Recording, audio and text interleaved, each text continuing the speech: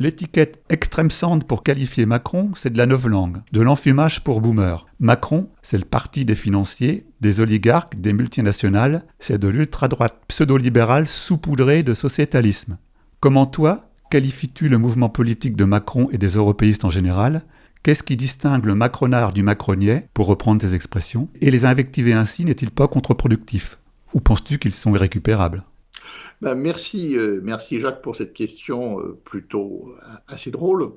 Oui, c'est vrai que je suis a priori l'inventeur du terme macronard qui commence à se répandre sur les réseaux sociaux pour décrire les partisans de Macron, du moins ceux qui en profitent. Et en effet, les macroniens, c'est ceux qui votent mais qui n'en profitent pas.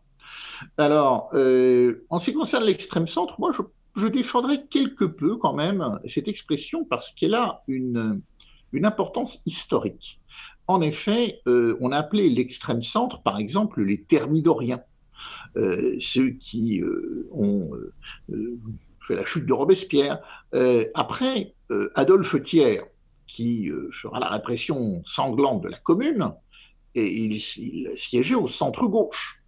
Et donc, il y a une très très vieille tradition française du marais, de, cette, de cet extrême centre, de ces opportunistes qui sont toujours du côté, un, de l'argent, deux, du côté de l'étranger.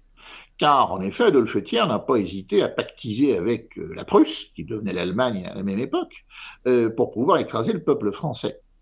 N'oublions pas aussi que cet extrême centre a été le fourrier de Pétain. Hein. La plupart des collaborateurs n'étaient pas des extrémistes de droite, contrairement à ce qu'on nous a dit après. À la fin, il y en a eu. Mais au tout début, ils viennent tous du Parti radical, ils viennent de ce qu'on appelle la gauche démocratique, ils viennent de tas de partis qui étaient le marigot de la Troisième République d'extrême centre. Donc, oui, il y a une vieille tradition, et on peut dire, je dirais même que le macronisme, c'est le pétainisme en temps de paix. Voilà. Ce sont ces mêmes personnes qui sont là pour livrer notre pays pieds et poings liés aux forces étrangères et aux forces de l'argent. Merci. Eh bien, merci Philippe.